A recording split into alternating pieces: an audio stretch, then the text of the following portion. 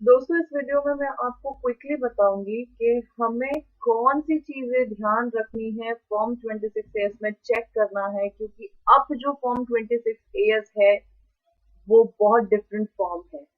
Different कैसे? क्योंकि अब वो सारा का सारा एनुअल टैक्स कंसोलिडेटेड स्टेटमेंट हो गया है। सब जगह से एसएफटी ट्रांजैक्शंस हैं, आपका टीडीएस है, आपका टीसीएस है, बैंक विड्रॉल्स पर टीडीएस कटा है। ये सारा का सारा अकाउंट उसमें नजर आता है। एक्सपेंडिचर अगर आपने कोई सर्टिफाइड लिमिट से ज्यादा किया है वो भी उस पर नजर आता है। तो आपको आईटीआर फाइल करने से पहले फॉर्म 26 एएस कितने अच्छे से चेक करना है वो मैं आपको इस वीडियो में बताऊंगी। तो मेरे साथ एंड तक बने रहिएगा। और अगर आपने अभी तक मेरे चैनल को सब्सक्राइब नहीं किया है तो प्लीज कर दीजिए। वेलकम बैक फ्रेंड्स, एंड चलते हैं अपने वीडियो में आगे। तो आप ध्यान रखिए कि ये जो 26 एएस है, अब इसे एनुअल कंसोलिडेटेड स्टेटमेंट कहते हैं। एंड इसको आपको डाउनलोड करना अनिवार्य है। अनिवार्य मतलब कंपलसरी आप इसको डाउनलोड कीजिए, क्योंकि अगर आप इसको डाउनलोड नहीं करेंगे, इसको नहीं चेक करेंगे, तो या तो आपका रिफंड रुक जाएगा या तो फिर 100% आपको नोटिस आएगा। क्योंकि अगर आपने 26 एएस के अकॉर्डिंग अपनी चीजों को मैच नहीं किया है, या अगर 26 एएस में कोई भी इंफॉर्मेशन गलत है, तो आपका ये ड्यूटी है कि आप उसको सही करवाएं और अपना आईटीआर सही तरीके से फाइल करें। कोई भी इंफॉर्मेशन आपको स्किप नहीं करनी है जो 26 एएस पर दिख रही है और आईटीआर में नहीं है।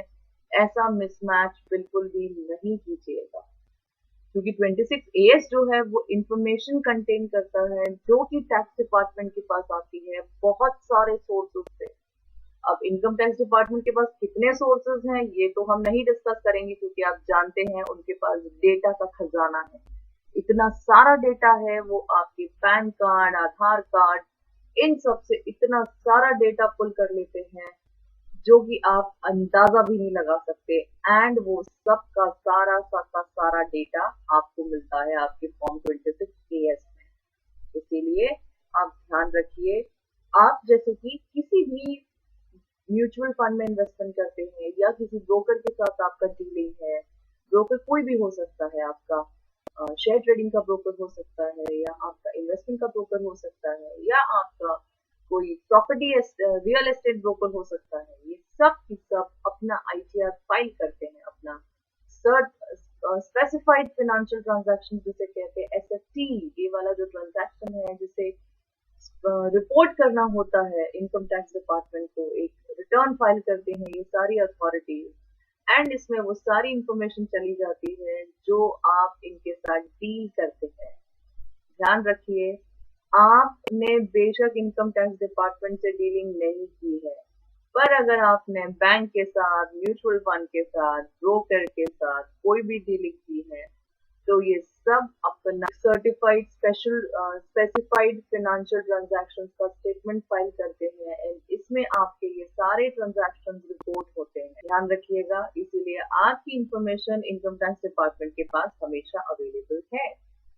तो ये जो सारी इंफॉर्मेशन है जो ये अपलोड करते हैं, ये सारा का सारा डेटा जो है आपके पैन नंबर को मैप होके आपके 26 एएस में नजर आता है। तो अगर आपके एसएफटी ट्रांजैक्शंस में, जैसे कि अगर आपने कोई भी एग्रीगेट कैश डिपॉजिट किया है आपके सेविंग्स बैंक अकाउंट में जो कि 10 लाख से ऊपर का है, ये मैं एक एग्जांपल बता रही हूँ आपको, तो क्या होगा, आपकी जो बैंक है जिसमें आपने 10 लाख रुपए से ज्यादा कोई भी अकाउंट में पैसा डाला है, सेविंग्स बैंक अकाउंट में स्पेसिफिक, जो बैंक होता है वो एक एनुअल स्टेटमेंट फाइल करते हैं। इस एनुअल स्टेटमेंट फाइल करने से क्या होता है कि जितने भी आपके ट्रांजैक्शन होते हैं जिसमें टीडीएस नहीं कटता है, बट आपने ट्रांजैक्शन किया हुआ 10 लाख अगर आपका कोई भी आपने ट्रांजैक्शन हुआ है आपके सेविंग्स बैंक अकाउंट में, तो इमीडिएटली एसएफटी में आपकी वो इन्फॉर्मेशन चली जाती है। एंड फिर आप आंसरेबल हैं। आप कहेंगे नहीं मेरी कोई इनकम नहीं है, तो फिर इतना ट्रांजैक्शन कैसे हुआ है?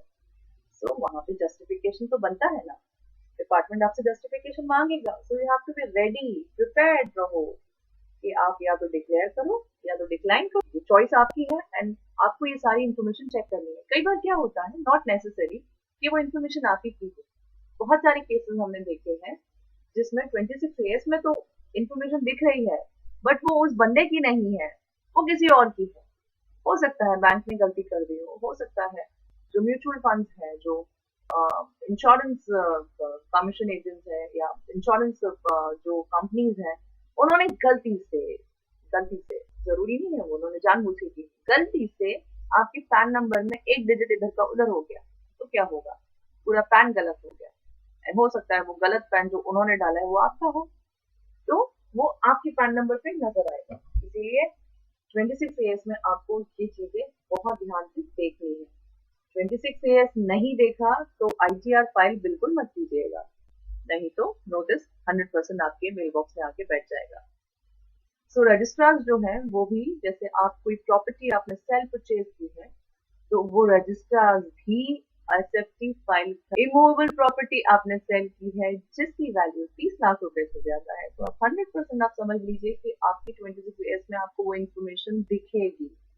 बेशक आपने डिपार्टमेंट को नहीं दी है, पर डिपार्टमेंट को तो सब पता है।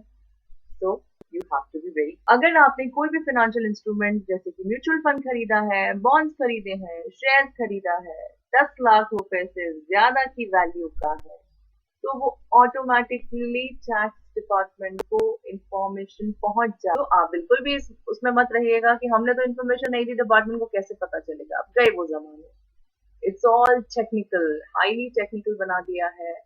आप नहीं इंफॉर्मेशन देंगे, डिपार्टमेंट इंफॉर्मेशन कलेक्ट कर लेता है, उनके पास बहुत सोर्सेज है। इसीलिए यू हैव टू, आपको टैक्स प्लानिंग करनी है, टैक्स चोरी की प्लानिंग नहीं करनी है।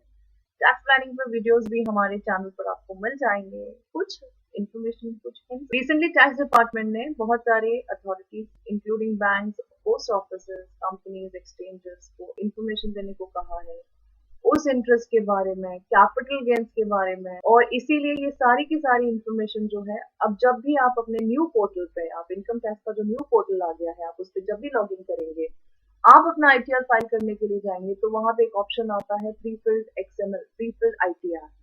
जब आप प्री फिल्ड आईटीआर वाला ऑप्शन जरूर सेलेक्ट कीजिएगा, क्योंकि उसमें वो सारी इंफॉर्मेशन आती है जो इनकम टैक्स डिपार्टमेंट के पास आपके बारे में ऑलरेडी है। तो अगर आप ये जानते हैं कि इंफॉर्मेशन ऑलरेडी है, तो आपको अब आपका ड्यूटी है, आपका ये दायित्व है कि आप उसे चेक कीजिए कि जो इंफॉर्मेशन डिपार्टमेंट के पास है क्या वो सही है।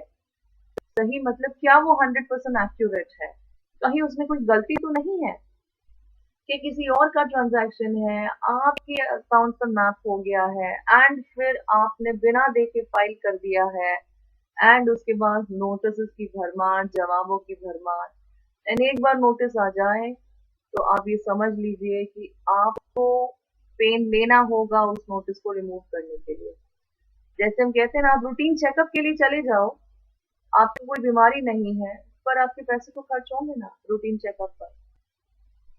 ऐसा तो नहीं है कि पैसे खर्च नहीं होंगे, तो गलती ही क्यों करो, ऐसा काम ही क्यों करो कि बीमार हो जाओ। तो बीमारी से बचने का तरीका है ये। फिनेंशियली अभी आपको बीमार नहीं होना है, फिजिकली तो होना ही नहीं है, फिनेंशियली भी। अब आपको, पहले हम हेल्थ का बहुत ध्यान रखते थे, पर अब हेल्थ से ज्यादा मुझे लगता है अब नया फंडामेंटल आ गया है कि आपको अपनी फिनेंशियल हेल्थ का भी ध्यान रखना होगा। So you have to be very careful. 26 AS जो है वो टीडीएस टीसीएस की इंफॉर्मेशन देता है, सारे कॉलम्स को चेक कीजिए, बहुत बड़ा इलाबोरेटिव फॉर्म आ गया है ये, आप उसे पढ़िएगा। मैं 26 ईयर्स को इलेबोरेटली नहीं ले रही हूँ, बट अगर आपको चाहिए कि मैं फॉर्म 26 ईयर्स का एक एक पॉइंट एक्सप्लेन करूँ, तो आप मुझे कमेंट्स में लिखिएगा, मैं उसका एक सेपरेट वीडियो अपने चैनल पे जरूर डाल दूंगी, एक एक पॉइंट एक्सप्लेन करूंगी, सो दैट आप समझ जाएं कि इसमें आपको क्या करना है। अगर आपके किसी एम्प्लॉयर ने टीडीएस काटा है, वो भी 26 ईयर्स में रिफ्लेक्ट होता है। ये सारी इंफॉर्मेशन आपको क्रॉस वेरीफाई करनी है आईटीआर फाइल करने से पहले, तो ध्यान रखिए, आपको करेक्टिव मेजर्स लेना है। From this year, tax department is likely to provide likely to provide नहीं, provide करने लगे हैं information in the tax forms related to interest income, dividend income and capital gains। तो आपको ये सारा का सारा चेक कर लेना है, डॉक्यूमेंट्स को वेरीफाई कर लेना है। फॉर्म 16 ए बिल्कुल हैंडी रखना है, ध्यान रखना है। 26 एएस नहीं देखा तो आपको आईटीआर फाइल नहीं करना है। बिना 26 ईयर्स देखे आप अपने कंसल्टेंट से भी नहीं कहिएगा कि वो आईटीआर फाइल कर ले। वैसे तो कंसल्टेंट इतना ध्यान रखते हैं कि वो 26 ईयर्स चेक करके ही आपका आईटीआर फाइल करें, वो आपसे इंफॉर्मेशन भी मांगेंगे, तो वहां पे बिल्कुल भी चूकिएगा नहीं। वहां पे आपको सारी एक्यूरेट इंफॉर्मेशन देनी है। एक्यूरेट इंफॉर्मेशन देने से आपका आईटीआर अच्छे से फाइल होगा, टाइमली प्रोसेस होगा, टाइमली रिफंड मिलेगा, एंड सबसे इम्पोर्टेंट बात है कि आप नोटिस से बच जाओगे, आईटीआर इनवैलिडेट होने से भी बच जाओगे। क्योंकि सेक्शन 194N का अगर कोई भी एंट्री आपको दिख रहा है आपके 26 ईयर्स में, सेक्शन 194 है जो सीडीएस है कैश विड्रॉल्स के ऊपर, बहुत ही इलेबोरेटिव सेक्शन है। लास्ट 3 साल से अगर आईटीआर फाइल नहीं किया है तो अलग क्लॉज है, अगर आपने 1 करोड़ से ज्यादा का कैश विड्रॉल किया है तो अलग क्लॉज है। तो अगर आपके 26 ईयर्स में ये दिख रहा है एंड आप आईटीआर 1 सेलेक्ट कर रहे हैं तो आपका आईटीआर इनवैलिडेट हो सकता है। इसीलिए 26 ईयर्स चेक कीजिए। इससे आपको एक फायदा ये होगा कि आप सही आईटीआर का चुनाव कर पाएंगे एंड सही इंफॉर्मेशन आप अपने आईटीआर में रख पाएंगे। जो अननेसेसरी इंफॉर्मेशन है, जो अननेसेसरी दिख रही है आपके 26 ईयर्स में, उसके लिए आप करेक्टिव मेजर ले पाएंगे। तो आई होप ये बहुत छोटा एंड स्वीट सा वीडियो आपको बहुत क्लैरिटी दे पाया होगा। इसे फ्रेंड्स फैमिलीज के साथ शेयर कीजिए। सब्सक्राइब नहीं किया है आपने चैनल को तो जरूर कर दीजिए। ऐसे छोटे इंपॉर्टेंट टिप्स मैं लेके आती रहती हूँ, इलेबोरेट वीडियोस भी लेके आती हूँ जो मैं लाइव फाइलिंग की बताती हूँ। बेल बटन को हिट कीजिएगा ताकि आपको सारे नोटिफिकेशन टाइम से पहुंच सके एंड आप उसका बेनिफिट ले सके। तो मिलते हैं अपने नेक्स्ट वीडियो में, तब तक take care, bye bye, be safe.